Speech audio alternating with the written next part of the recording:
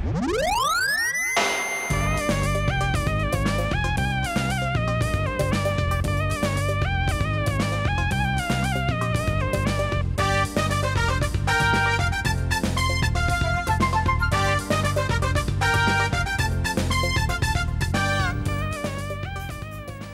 বন্ধুরা, শুভ বিকাল। তোমরা সবাই নিশ্চয়ই খুব ভালো আছো। তোমাদের সবাইকে একরাশ প্রীতি ও শুভেচ্ছা জানিয়ে আমি আশিক শুরু করছি এনটিভির নিয়মিত আয়োজন এবং তোমাদের সবার প্রিয় অনুষ্ঠান প্রাণ মিল্ক ক্যান্ডি কুইজ শো, জানার আছে বলার আছে। বন্ধুরা, অনুষ্ঠানের শুরুতেই তোমাদেরকে জানিয়ে দিচ্ছি জাপানের শহীদ মিনার সম্পর্কে কিছু তথ্য। জাপানের টোকিওতে তোশিমা সিটিতে ইকেবুকুরু ওয়েস্ট এক্সিট পার্কে 2005 সালে একটি শহীদ মিনার স্থাপন করা হয়। শহীদ মিনারটি একটি কেন্দ্রীয় অংশ এবং অপেক্ষাকৃত ছোট 4টি কাঠামো নিয়ে গঠিত। কেন্দ্রীয় অংশটি জননী রূপে মাতৃভাষাকে প্রতিনিধিত্ব করে। অন্যদিকে ছোট 4টি কাঠামো মায়ের নিরাপত্তা প্রহরী 4 সন্তানের প্রতীক। বাংলাদেশ ও জাপানের সাংস্কৃতিক বিনিময়ের প্রতীক হিসেবে বাংলাদেশ সরকার জাপানের তোশিমা সিটিকে এই শহীদ মিনারটি উপহার দেয়। বন্ধুরা, আজকে আমাদের স্টুডিওতে উপস্থিত আছেন অভিনেতা দুঃখ সুমন। সুমন ভাই, কেমন আছেন? ভালো, আপনি? আমিও খুব ভালো আছি। আশা করছি আজকের পুরোটা অনুষ্ঠান আপনার সঙ্গে গল্পে ভালোভাবে কেটে যাবে। ধন্যবাদ। সুমন ভাই, আপনি তো একজন অভিনেতা। শুরুতেই তাই শুনবো আপনার প্রচারিত বর্তমানে এনটিভিতে যে ধারাবাহিক শুরু হয়েছে, এনটিভির প্রথম প্রোডাকশন পাগলা হাওয়ার দিন, সেই নাটকে আপনি অভিনয় করছেন। সেই নাটকে আপনার চরিত্রটি কেমন? চরিত্রটি খুবই ভালো, আর চরিত্রের মানুষটি খুবই খারাপ, ভয়ঙ্কর রকমের খারাপ। খুব রুট লেভেল থেকে আসা, আজ লাইক যে বস্তি টস্তি কোথাও জন্মাইছে, কিংবা ও জানেও না ওর জন্মের হিস্ট্রি কোথায়। একজন প্রফেশনাল কিলার। মূল দ্বন্দ্ব দুটা ফ্যামিলির, নাটকের মূল দ্বন্দ্ব দুটো ফ্যামিলির, আর দুইটা ফ্যামিলি এই লোকটাকে টানাটানি করতেছে বারবার। একজন প্রফেশনাল কিলার হিসেবে তাকে দেখুন খারাপই করাবে এই জন্য। আর মাঝখানে একটা ছোট্ট ঘটনা ঘটে যায় নায়িকার সঙ্গে, যে রাস্তায় একদিন ঝামেলাজনিত কারণে তার সঙ্গে এক থাপ্পড় মারছিল। এই থাপ্পড় খাওয়ার পর ওর আবার একটা সমস্যা আছে, ও কারো থাপ্পড় কিংবা লাথি টাথি খাইলে প্রেমে পড়ে যায়। হ্যাঁ, মানে বিল্লুর স্টাইলটা এরকম, যে কোনো মেয়ে যদি ধরে কখনো থাপ্পড় টাপ্পড় দেয়, ওই মেয়ে প্রেমে পড়ে যায়। সচরাচর মেয়েরা থাপ্পড় টাপ্পড় খায় না আর কি, বেশ সাহসী লোক, দুর্দর্শ মানুষ। আর ওই ক্যারেক্টারটার মানে কত বাকের ভাই আমল যদি ধরি আমরা, কিংবা বাকের ভাইয়ের ওই দিকে যদি যাই, বাকের ভাইয়ের মতো পজিটিভ না, কিন্তু গল্প, টোটাল গল্পটা একটু আমাদের মনে হয়েছে আমাদের রিয়েল গল্প, যেমন আমাদের বাস্তবতার গল্পগুলি যেমন হওয়া উচিত, আমাদের ক্লাসিক দ্রৌপদী গল্প বলতে যা বোঝায়, ওই জাতীয় একটা গল্প। এই গল্পটি কে মানে রচনা করেছেন কে? এটা সুভাষির সিনহা। আচ্ছা, আর নির্দেশনা দিয়েছেন হুমায়ুন ফরিদ, আমাদের সবার প্রিয় হুমায়ুন ফরিদ ভাই।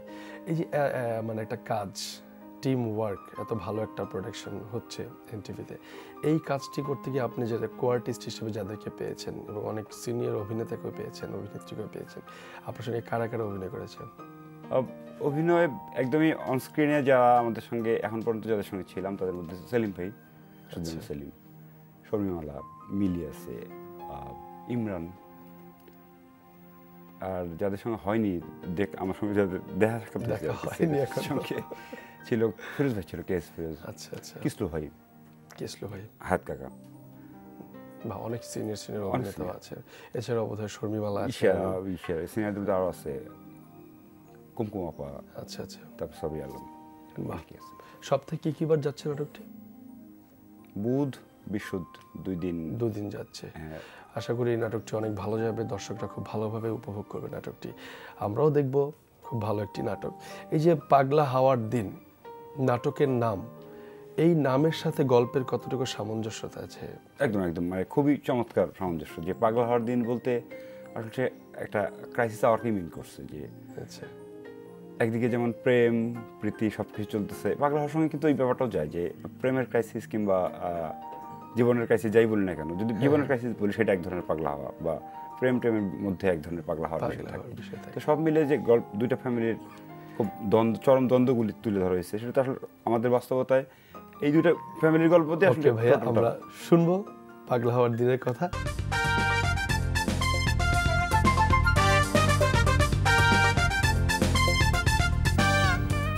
আমাদের সাথে ছিলেন এবং আছেন অভিনেতা দুঃখ সুমন। সুমন ভাই, বর্তমান সময়ে আর কি কি কাজ নিয়ে ব্যস্ত আছেন আপনি?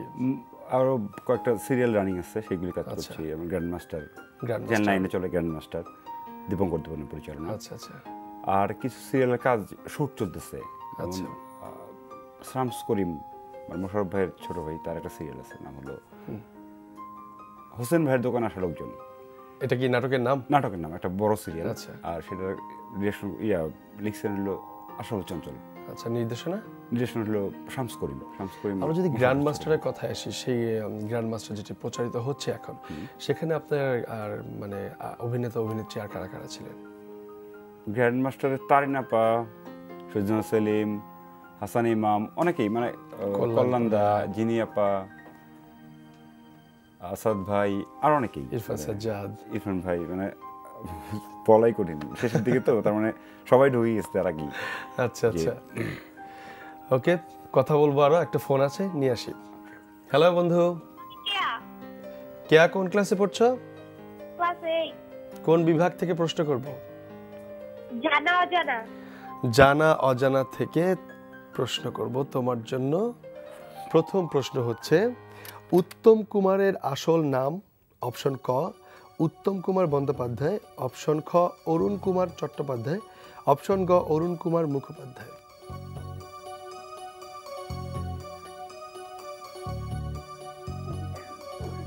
ঝটপট অ্যান্সার দিয়ে দিতে হবে আপু। উত্তম কুমার বন্দ্যোপাধ্যায়। তুমি বলেছো অপশন ক উত্তম কুমার বন্দ্যোপাধ্যায়, উত্তরটি নিলাম, কিন্তু আপু উত্তরটি ভুল। সঠিক উত্তর হচ্ছে অরুণ কুমার চট্টোপাধ্যায়। ভাই আরো একটি ফোন নিয়ে নিচ্ছি। হ্যালো বন্ধু, আমি মনিকা। কোন ক্লাসে পড়ছো? ক্লাস 10। কোন বিভাগ থেকে প্রশ্ন করব? ইতিহাস ও ঐতিহ্য। ইতিহাস ও ঐতিহ্য থেকে তোমার জন্য প্রথম প্রশ্ন, চাকমা বিদ্রোহ কত সালে শুরু হয়? অপশন ক 1767, অপশন খ 1777, অপশন গ 1787।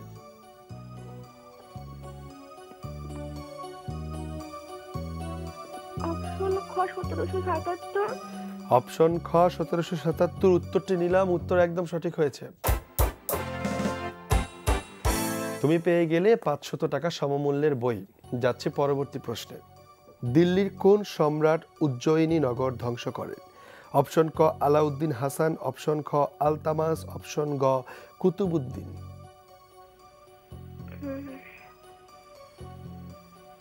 বলো। আলতামাস। তুমি বলেছো অপশন খ আলতামাস, উত্তরটি নিলাম, এই উত্তরটিও একদম সঠিক হয়েছে। তুমি পেয়ে গেলে আরো 500 টাকা সমমূল্যের বই। আমরা কি তৃতীয় প্রশ্নে যাব? হ্যাঁ যাব। আচ্ছা, খেলার নিয়ম জানো? জি। আচ্ছা, তোমার জন্য তৃতীয় প্রশ্ন, সম্রাট তৈমুর লংয়ের পুত্র মিরন শাহ মির্জা কার হাতে নিহত হন? অপশন ক মুতাসিম বিল্লাহ, অপশন খ ফিরোজ শাহ, অপশন গ কারা ইউসুফ তুর্কমান।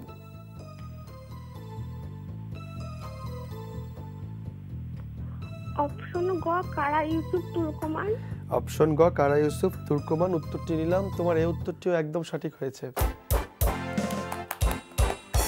তুমি পেয়ে গেলে 1000 টাকা সহ মোট 2000 টাকা সমমূল্যের বই। অনেক অনেক অভিনন্দন তোমাকে। ভাইয়া, কথা হচ্ছিল আপনার বর্তমান কাজ নিয়ে, গ্র্যান্ড মাস্টার প্রসঙ্গে যদি আসি। গ্র্যান্ড মাস্টার নাটকের নির্দেশনা দিয়েছেন দীপঙ্কর দীপন।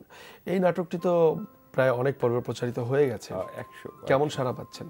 ভালো, গ্র্যান্ড মাস্টার সারা অনেক ভালো। যে গ্র্যান্ড মাস্টার অনেকদিন পর অনেকের কাছে শুনছি যে অনেকদিন পর একটা আমাদের স্বাদের নাটক দেখতেছি বা ভালো নাটক দেখতেছি, এরকম কথা শোনা গেছে মাঝে মধ্যেই। আপনি তো সিঙ্গেল নাটকও করছেন অনেকগুলো, একক নাটক।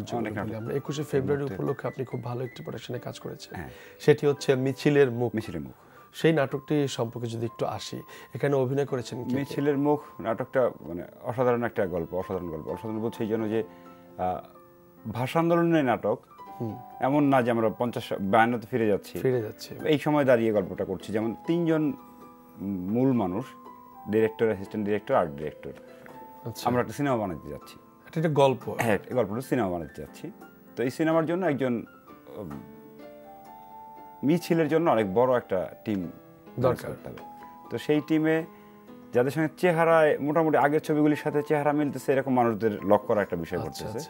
তো আর্ট ডিরেক্টর ছিল তিশাপু। তো আচ্ছা। তিশাপুর দায়িত্ব হলো এই লোকজন ম্যানেজ করা।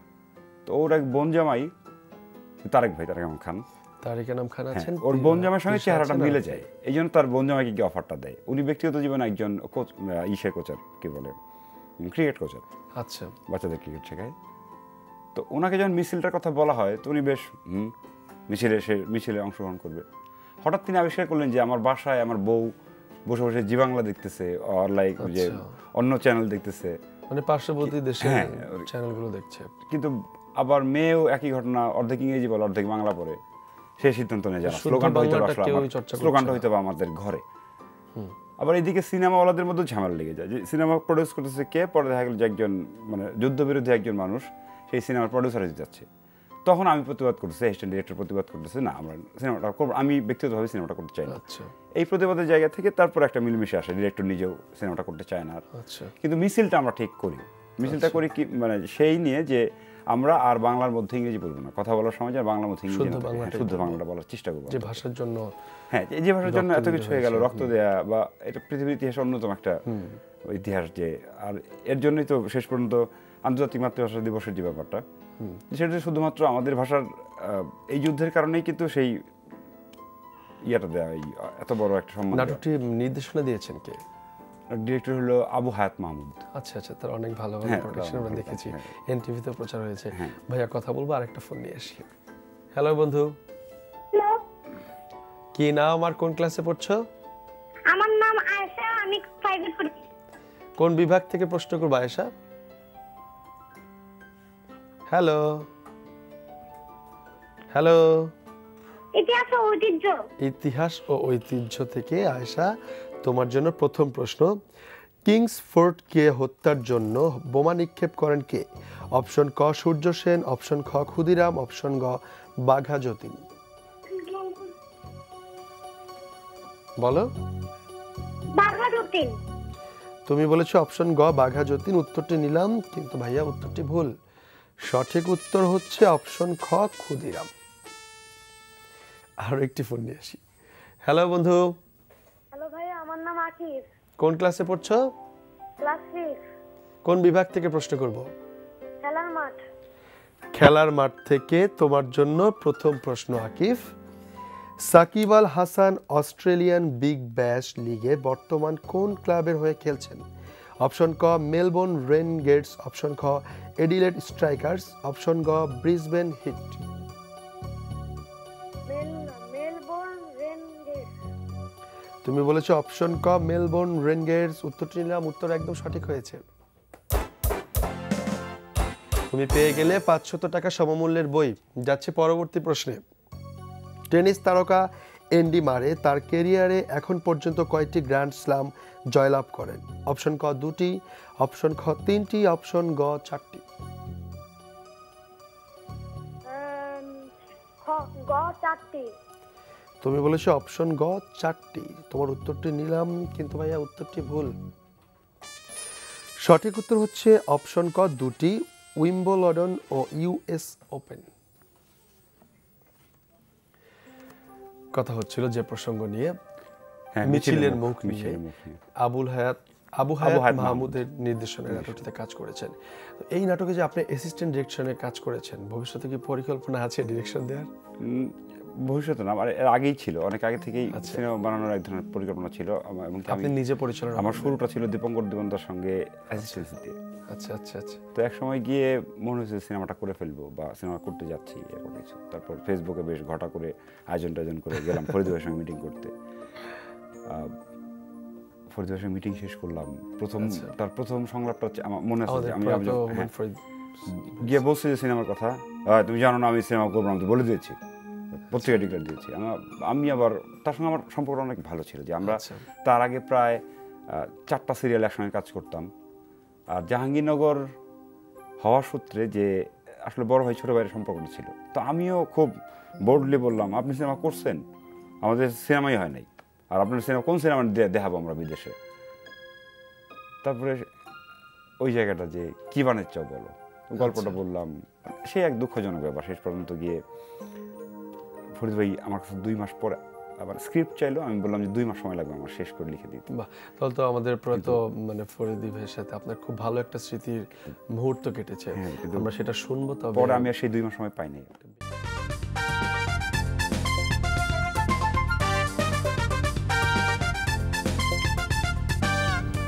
তোমাদের সবার প্রিয় অনুষ্ঠান প্রাণমিল ক্যান্ডি কুইজ শো, জানার আছে বলার আছে, সাথে নিয়ে তোমাদের জন্য ছবির গ্যালারি। তাহলে ঝটপট দেখে নি কোন বন্ধু অপেক্ষা করছে আমাদের সাথে ছবির গ্যালারি খেলার জন্য। হ্যালো বন্ধু। হ্যালো, আমি মেহতা, মিহিতা কোন ক্লাসে পড়ছো? ক্লাস 9। ক্লাস 9-এ। ঠিক আছে, তাহলে ছবিটি দেখে নাও আর আমার প্রশ্নের উত্তরটি দিয়ে দাও। এটি বিখ্যাত চিত্রকর্ম গোয়ার্নিকা বলতে হবে কোন চিত্রশিল্পীর? অপশন ক পাবলো পিকাসো, অপশন খ লিওনার্দো দা ভিঞ্চি, অপশন গ মাইকেল অ্যাঞ্জেলা। পাবেলে পিকাসো।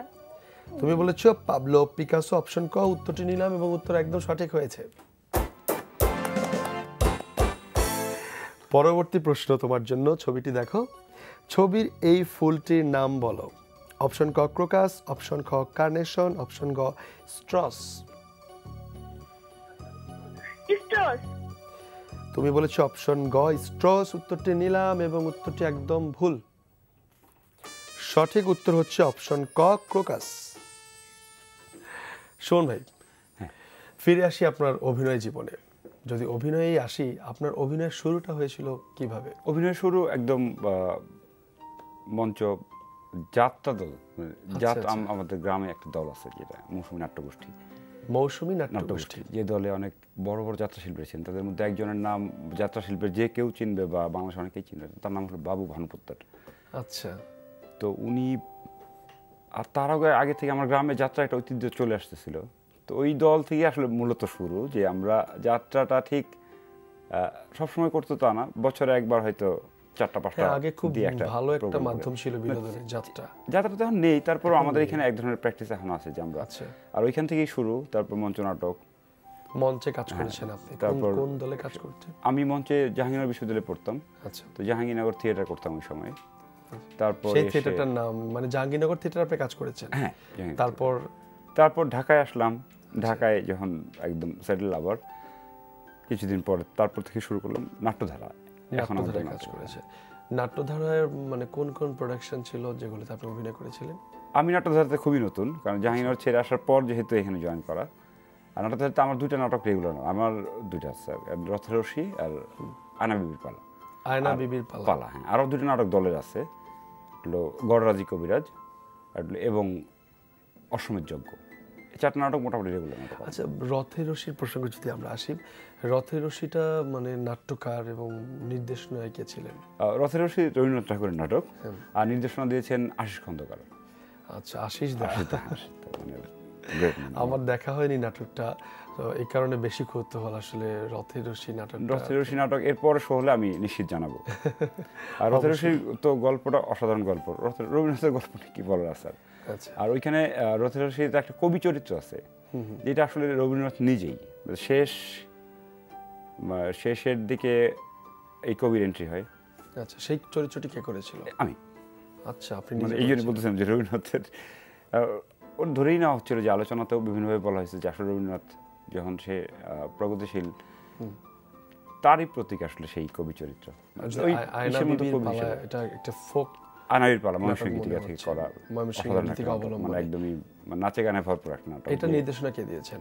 এটা নির্দেশনা প্রথমে রবি ভাই নামে একজন ছিল। আচ্ছা। আস্তে আস্তে দলের উপর চলে আসছে। আমরা আসলে উনি বাইরের ডিরেক্টর ছিলেন, পরে সময় দিতে পারেন নাই। এখন লিটু শাখাওয়াত, লিটু ভাই স্ক্রিপ্ট লিটু শাখাওয়াত চিনতেছেন বোধহয়। হ্যাঁ, লিটু ভাই ওটা সেলর ক্যারেক্টার, মানে আয়না বিবির। ওই আয়না বিবির পালায় আপনি কোন চরিত্রে কাজ করছেন? আয়না বিবির চরিত্রে আমি, মানে আয়না বিবির চরিত্রে না, সরি, আয়না বিবির পালাতে আমি মূলত মিউজিকে কাজ করি, আর সঙ্গে শিফটিং ক্যারেক্টার, কখনো সত্যধারায় কাজ করতেছি, আবার কখনো একটা সাধু বাবার ক্যারেক্টার করতেছি, এরকম শিফটিং ক্যারেক্টার। তো ছোট ছোট ক্যারেক্টার, বেসিক্যালি মিউজিশিয়ান। তারপর টিভি নাটকে জড়িয়ে পড়লেন কিভাবে? টিভি নাটক জাহাঙ্গীরনগরে পড়ার সময়, জাহাঙ্গীরনগর বিশ্ববিদ্যালয়ে পড়ি। শহীদ সেলিম ভাই তখন জাহাঙ্গীরনগর বিশ্ববিদ্যালয়ে গেলেন ডিরেকশন করতে, টিভি মঞ্চের। আমাদের দল তাকে ইনভাইট করে নিয়ে গেল। আমাদের দল বলতে আসলে আমাদের দল বলা যায় না, সেলিম ভাইয়ের দল। শুধু সেলিম ওই গ্রুপের ছিলেন, উনি আচ্ছা বেরিয়ে আসা পড়তো। তারপর নাটক করতে আসলেন উনি, নাটক করে আসার পর শকুন্তলা নাটক করলাম তার সঙ্গে, শকুন্তলা এবং জাহাঙ্গীরনগরের আমার শুরুর নাটক এটা, এবং বেশ ভালো নাটক ছিল। তারপর সেলিম ভাই এনটিভির শুরুতে, সম্ভবত আমি যদি ভুল না করে থাকি তাহলে এনটিভির প্রথম টেলিফিল্মের নাম ছিল লি। লি সেই লি বানাইতে সেলিম ভাই জাহাঙ্গীরনগরে আসলেন। আচ্ছা, তো ওই সময়ে ঠিক চরিত্র বলা যায় কিনা আমি জানি না, তো খুবই ছোট্ট একটা চরিত্র, যে একটা প্রোগ্রামের মধ্যে স্টুডেন্টরা একজনকে ইনভাইট করে নিয়ে আসতেছে, এরকম একটা চরিত্র।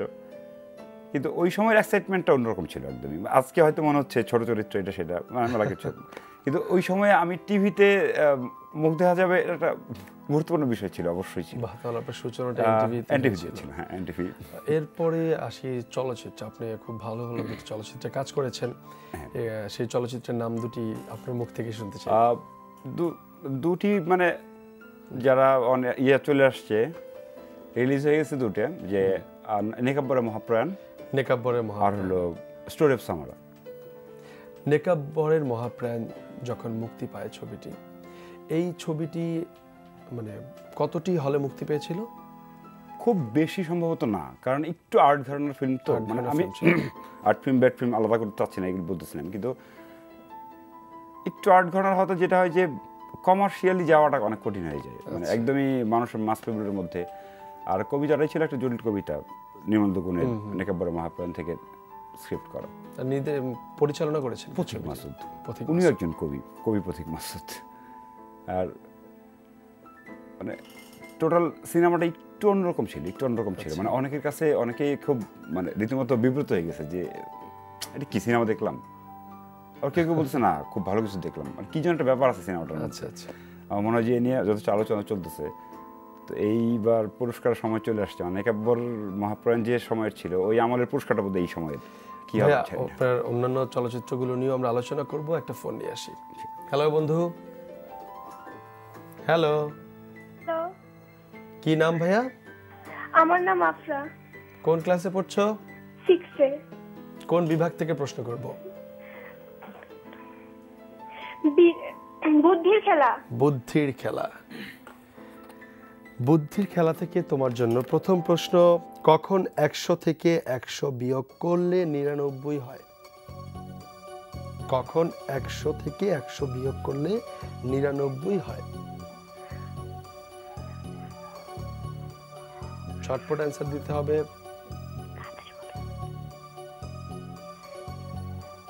আমি কাউন্টডাউন করছি, এর মধ্যে অ্যান্সার দিতে হবে 5 পর্যন্ত।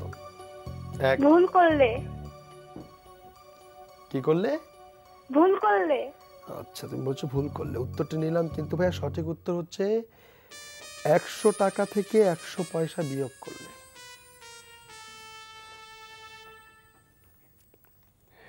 শোন ভাই, নেকাব্বরের মহাপ্রাণে আপনি কোন চরিত্রে কাজ করেছেন? নেকাব্বরের মহাপ্রয়াণে গল্পটা দুটো ট্রানজিটে করা, একটা হলো মুক্তিযুদ্ধ পর্যন্ত, একটা তারপর 40 বছর পরে। আচ্ছা, তো মুক্তিযুদ্ধের সময়ের আগ পর্যন্ত, মানে ওই সময়ে আমি একজন যুদ্ধ শিশুর চরিত্র করি, মোট কথা যুদ্ধ শিশু। নায়িকা ছিল এটার শিমলা আপার ওই সময়ে রেপ্ট হওয়ার পর, পাকিস্তানি আর্মি দ্বারা রেপ্ট হওয়ার পর একটা সন্তান জন্ম দেয়, সেই সন্তান থাকে আমি। আর শিমলা মারা যাওয়ার সময় পাগল হয়ে গেছিল, মানে ওই রেপ করার পর থেকে সে আসলে আলো ছিল। এই 40 বছর পরে এসে আবার নতুন করে একজন কবি উদ্ধার করতেছেন সেই মুক্তিযোদ্ধা নেকাব্বরকে। তখন গিয়ে এই ছেলেটাকে আবার পাওয়া গেল।